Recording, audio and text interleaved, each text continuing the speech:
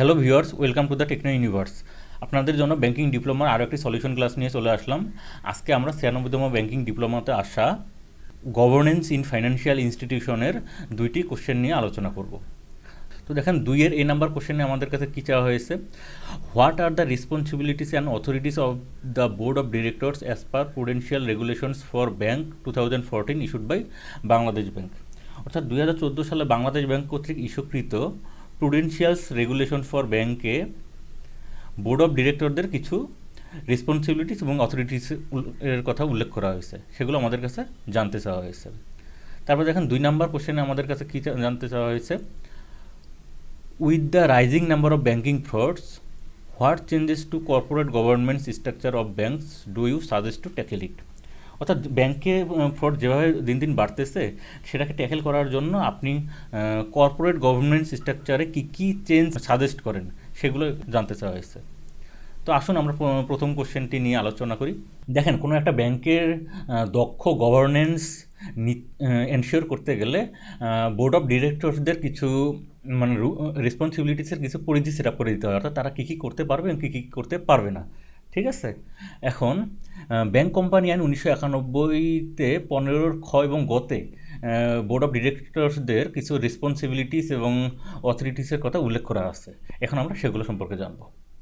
Work planning and strategic management ডিভিশনে board of ডিরেক্টরসদের যে দায়িত্ব আছে সেটা নিয়ে আমরা আলোচনা করি। আমরা শুরুতে কী বলা আছে দেখেন, the board shall determine the objectives and goals and shall chalk out strategies and work plans on annual basis. অর্থাৎ ব্যাংকের যে লক্ষ্য এবং উদ্দেশ্য আছে, বোর্ড অফ ডিরেক্টর সেটা নির্ধারণ করে এবং সেই হিসেবে একটা বার্ষিক কর্ম পরিকল্পনার খসড়া প্রণয়ন করে।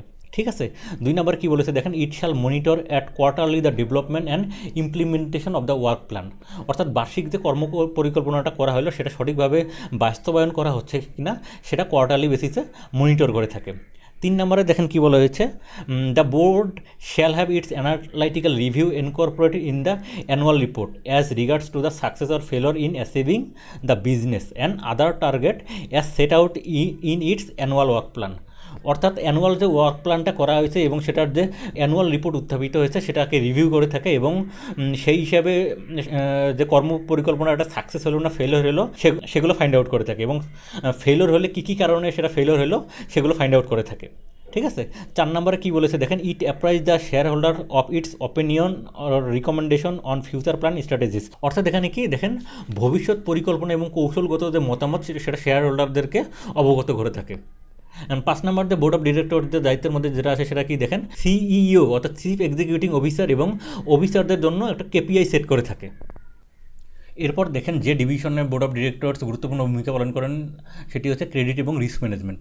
এখানে দেখেন, loan proposal, sanction, disbursement, recovery, reschedule, right of, এগুলো বোর্ড অফ ডিরেক্টরসদের অ্যাপ্রুভালের মাধ্যমেই কার্যকর করা হয়ে থাকে। ঠিক আছে, তারপরে দেখেন, রিস্ক ম্যানেজমেন্ট টিমের জন্য পলিসি প্রণয়ন করা, দেন রিস্ক ম্যানেজমেন্ট টিম ঠিকভাবে কমপ্লায়েন্স মেনটেন করতেছে কিনা সেগুলো মনিটর করা এবং রিস্ক ম্যানেজমেন্ট টিম কর্তৃক উত্থাপিত যে রিপোর্ট সেগুলো রিভিউ করে থাকেন বোর্ড অফ ডিরেক্টরস।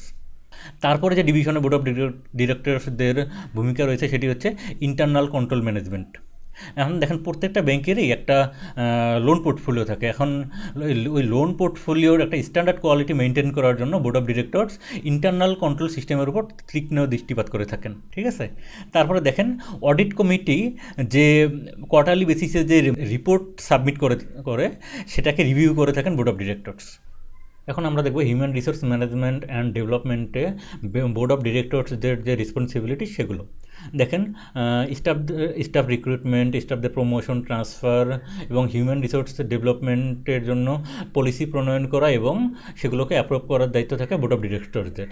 ঠিক আছে, তারপরে দেখেন, আরও একটি গুরুত্বপূর্ণ ভূমিকা যেটি পালন করে থাকেন বোর্ড অফ ডিরেক্টরসগণ সেটি হচ্ছে ব্যাংকের স্টাফদেরকে বিভিন্ন ফিল্ডে তাদের স্কিল বাড়ানোর প্রতি বাড়তি অ্যাটেনশন দিয়ে থাকেন বোর্ড অফ ডিরেক্টরসগণ। ঠিক আছে, এখন আমরা দেখব ফাইন্যান্সিয়াল ম্যানেজমেন্টে ব্যাংক অফ ডিরেক্টরসদের ভূমিকা। এখন দেখেন, প্রত্যেকটি ব্যাংকে বার্ষিক একটা বাজেট নির্ধারণ করা হয়, সেই বাজেট নির্ধারণ এবং সেগুলোকে অনুমোদন করে থাকে হচ্ছে বোর্ড অফ ডিরেক্টরস। তারপরে দেখেন ব্যাংকের যে পার্সেজ এবং প্রকিউরমেন্ট অ্যাক্টিভিটিস সেগুলোর জন্য পলিসি প্রণয়ন করে থাকেন এবং কে কত ব্যয় করতে পারবে তার জন্য পাওয়ার ডিস্ট্রিবিউশনের যে কাজ সেটিও বোর্ড অফ ডিরেক্টরসগণই করে থাকেন। ব্যাংকে অ্যাসেট লায়াবিলিটি কমিটি গঠন করা হয়েছে কিনা এবং তারা বাংলাদেশ ব্যাংকের গাইডলাইন অনুযায়ী কাজ করতেছে কিনা সেটাও রিভিউ করে থাকে বোর্ড অফ ডিরেক্টরস। দেখেন বোর্ড অফ ডিরেক্টরস বাংলাদেশ ব্যাংকের অ্যাপ্রুভালের মাধ্যমে ব্যাংকের জন্য চিফ এক্সিকিউটিভ অফিসার নিয়োগ করে থাকেন, ঠিক আছে। এবং ব্যাংকের অন্যান্য দায়িত্বের মধ্যে পরে এখানে দেখেন বোর্ড অফ ডিরেক্টরস বাংলাদেশ ব্যাংকের গাইডলাইন ফলো করে থাকেন এবং সেগুলো মেনে থাকেন। এবং বোর্ড অফ ডিরেক্টরসদেরকে জরুরি প্রয়োজনে মিটিং করতে হয়, সেই মিটিং 3 মাসে কমপক্ষে একবার মিটিং করতে হয়। এছাড়া যদি জরুরি প্রয়োজন পড়ে তাহলে তারা মাসে একবার বা একের অধিক মিটিং করতে পারেন। দেখেন বি নাম্বার কোশ্চেন আমাদের কাছে কী চেয়েছিল, with the rising number of banking frauds what changes to corporate governance structure of banks do you suggest to tackle it. অর্থাৎ যেভাবে ব্যাঙ্কিং ফ্রডস বাড়তেছে এগুলোকে ট্যাকেল করার জন্য আপনি কর্পোরেট গভর্নেন্স স্ট্রাকচারে কী কী চেঞ্জ সাজেস্ট করেন সেগুলো এখানে চেয়েছে, ঠিক আছে। তাহলে চলুন কোশ্চেনটি নিয়ে এখন আমরা আলোচনা করি।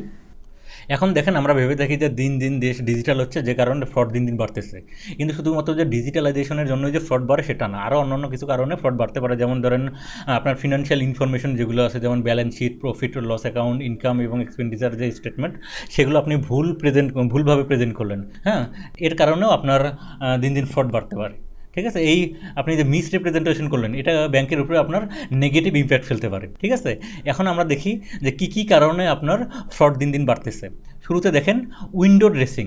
অ্যান্ড উইন্ডো ড্রেসিংটা কি, আপনার ধরেন ফাইন্যান্সিয়াল যে ইনস্টিটিউশন, অর্থাৎ ধরেন যে আপনার ব্যাংক লসে আছে কিন্তু আপনি দেখাইলেন যে ব্যাংক প্রফিটে আছে, যে এই কারণে আপনার ধরেন ফ্রড বাড়তে পারে। তারপরে দেখেন loopholes in bank policies. And loopholes কি, আপনার ধরেন পলিসি যদি ক্লিয়ার না হয়, হ্যাঁ, যদি কনফিউজিং হয়, এই কারণেও আপনার ধরেন ফ্রড বাড়তে পারে, ঠিক আছে। তারপরে দেখেন 3 নম্বর যে কারণ বলা হয়েছে ডিউ ডিলিজেন্স। আপনি আপনার কাস্টমার সম্পর্কে সঠিকভাবে ইনভেস্টিগেট করলেন না, হ্যাঁ, সঠিকভাবে ইনভেস্টিগেটের অভাবেও আপনার ধরেন দিন দিন ফ্রড বাড়তেছে। 4 নম্বর যে কারণ সেটা আছে দেখেন করাপশন। অ্যান্ড আমাদের দেখা যায় যে সিস্টেমের মধ্যে করাপশন জড়িয়ে আছে, এই করাপশনের কারণে দিন দিন ফ্রড বাড়তেছে এবং আমাদের নলেজের ল্যাকিংস আছে। অ্যান্ড নলেজের ল্যাকিংসের কারণে আমরা ঠিকভাবে স্টাফদেরকে হ্যান্ডেল করতে পারি না, যে কারণে আরও ফ্রড দিন দিন বাড়তেছে। পরে দেখেন লোন স্যাংশন করার জন্য যদি পলিটিক্যালভাবে আপনাকে প্রেশার দেওয়া হয়, অথবা যদি সিনিয়র অথরিটি যদি আপনাকে লোন স্যাংশন করার জন্য প্রেশার দিয়ে থাকে, তখন আপনি দেখা যাবে যে আপনি উইদাউট ডিউ ডিলিজেন্স আপনি লোন স্যাংশন করতেছেন, সেক্ষেত্রেও ফ্রড বাড়তে পারে, ঠিক আছে। আরও যে কারণ আছে সেগুলোর মধ্যে দেখেন আমরা যে ব্যাংকিং যে সফটওয়্যারগুলো ইউজ করতেছি সেগুলো দেখা যায় যে ঠিকভাবে ট্রানজ্যাকশনের যে ত্রুটিগুলো সেগুলো ফাইন্ড আউট করতে পারে না, যে কারণেও আমাদের দিন দিন ফ্রড বাড়তেছে, ঠিক আছে। এখন দেখেন ফ্রড ট্যাকেল করার জন্য কর্পোরেট গভর্নেন্স স্ট্রাকচারে যে সমস্ত চেঞ্জ আনা যেতে পারে সেগুলো নিয়ে আমরা আলোচনা করবো। শুরুতে দেখেন ইথিক্যাল ওয়ার্কিং। অ্যান্ড ব্যাংকের স্টাফদেরকে তাদের নিজস্ব যে ডিউটি আছে সেগুলো সঠিকভাবে পালন করতে হবে। 2 নম্বর আছে প্রপার ডিউ ডিলিজেন্স। আমরা যখন কোনো কাস্টমারের সাথে ডিল করবো তখন তার সম্পর্কে আমাদের সঠিকভাবে ইনভেস্টিগেট করতে হবে। যখন আমরা কোনো লোন স্যাংশন করবো, লোন স্যাংশন করার আগে তার সিআইবি ভালোভাবে চেক করতে হবে, ঠিক আছে। 3 নম্বরে দেখেন স্ট্রেংথ রিস্ক ম্যানেজমেন্ট। এখন বোর্ড অফ ডিরেক্টরদেরকে এই বিষয়ে বেশি গুরুত্বপূর্ণ ভূমিকা পালন করতে হবে। এখানে রিস্ক ম্যানেজমেন্ট কমিটি গঠন করা হয়েছে কিনা বা রিস্ক ম্যানেজমেন্ট টিম বাংলাদেশ ব্যাংকের গাইডলাইন অনুযায়ী সঠিকভাবে তাদের দায়িত্ব পালন করতেছে কিনা সেগুলো মনিটর করতে হবে। 4 নম্বরে দেখেন ইন্ডিপেন্ডেন্ট বোর্ড ওভারসাইট।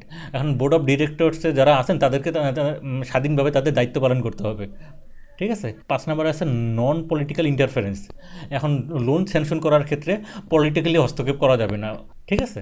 6 নম্বরে দেখেন এনহ্যান্সড অডিট প্র্যাকটিস। অ্যান্ড ব্যাংকে অডিট প্র্যাকটিসটা দিন দিন বাড়াতে হবে, ফ্রিকোয়েন্টলি ইন্টারনাল এবং এক্সটার্নাল অডিটের ব্যবস্থা করতে হবে। তারপরে দেখেন কী আছে স্ট্রং সাইবার সিকিউরিটি মেজার্স।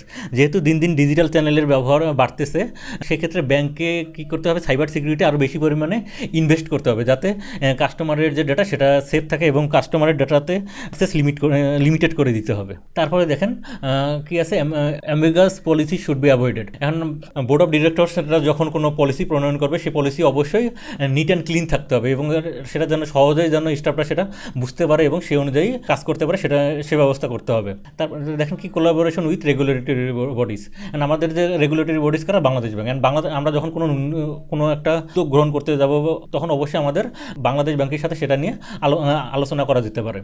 10 নম্বর কি বলেছে দেখেন, কন্টিনিউয়াস মনিটরিং অ্যান্ড ইভ্যালুয়েশন। কারণ ব্যাংকের বিভিন্ন ডিভিশনে যে কার্যক্রম পরিচালিত হচ্ছে সেগুলোকে কন্টিনিউয়াসলি মনিটর করতে হবে এবং কোয়ার্টারলি বেসিসে ইভ্যালুয়েট করা যেতে পারে।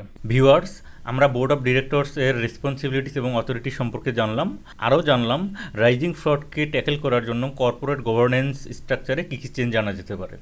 আরও একটি কথা বলে রাখি আপনাদেরকে, আপনারা যখন কোশ্চেনগুলো অ্যান্সার করবেন তখন এগুলো গদবাদা না লিখে চেষ্টা করবেন যে একটু পয়েন্ট পয়েন্ট করে লেখার, এতে করে আপনার মার্কসটা বেশি ক্যারি করে। ঠিক আছে?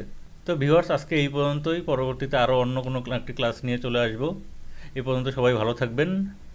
আর আজকের ক্লাসটি ভালো লাগলে অবশ্যই লাইক করবেন, আর সাবস্ক্রাইব না করে থাকলে প্লিজ সাবস্ক্রাইব করবেন। Thank you.